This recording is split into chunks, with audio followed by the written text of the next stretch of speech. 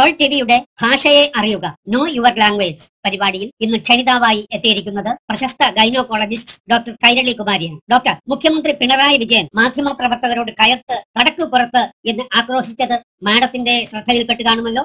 എന്താണ് ആ ഭാഷാ പ്രയോഗത്തിന്റെ പ്രത്യേകത? ഭാഷാ അലങ്കാര ശാസ്ത്രപ്രകാരം ഒന്ന് വിശദീകരിക്കാം. മാഡത്തിന് തോന്നിയ വികാരം എന്തായിരുന്നു? എനിക്ക് തോന്നിയ വികാരം മുഴുവനും വാക്കുകൾ കൊണ്ട് പ്രകടിപ്പിക്കാനാവില്ല.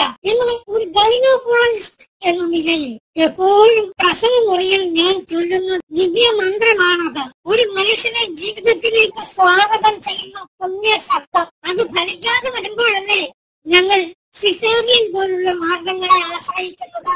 ഒരിക്കലും അത് ഒരു ധാർഷ്ട്യമല്ല.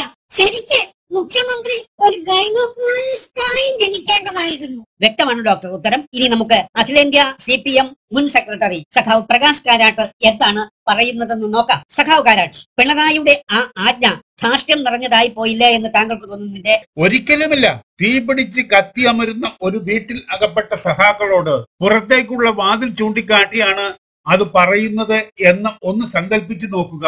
മഹാനായ ഒരു കമ്മ്യൂണിസ്റ്റ് മനുഷ്യ സ്നേഹിയെ നിങ്ങൾക്ക് അവിടെ കാണാൻ കഴിയും. പ്രത്യേകിച്ച് CPM-ന്റെ എതിർ പാർട്ടി BJP നേതാക്കൾ അകത്തെ മുറിയിലിരിക്കുമ്പോൾ അതൊരു ആശ്വാസ വചനമായി വേണം കാണാൻ. നിരവധി ദിവസങ്ങളായി കോടതികൾ കയറിയിട്ടും ജാമ്യം കിട്ടാതെ ജയിലിൽ കിടക്കുന്ന പ്രശസ്ത നടൻ ജയിൽ കുമാറിനോടാണ് ഇതേ ചോദ്യം. എന്താണ് കുമാർ, താങ്കൾക്ക് മുഖ്യമന്ത്രിയുടെ ആ പ്രയോഗം കേട്ടപ്പോൾ തോന്നിയത്? ഒന്ന് വിശദീകരിക്കാമോ?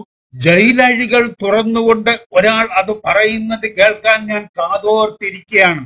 കർണാമൃതമായിരിക്കും ആ വാക്കുകൾ. തീർച്ചയായും ജഡ്ജി അമ്മാവന്റെയും ശത്രു സംഹാര പൂജയുടെയും ഫലമായുണ്ടായ അനുഗ്രഹമായാണ് ആ വാക്കുകൾ ഞാൻ കേൾക്കുന്നത്.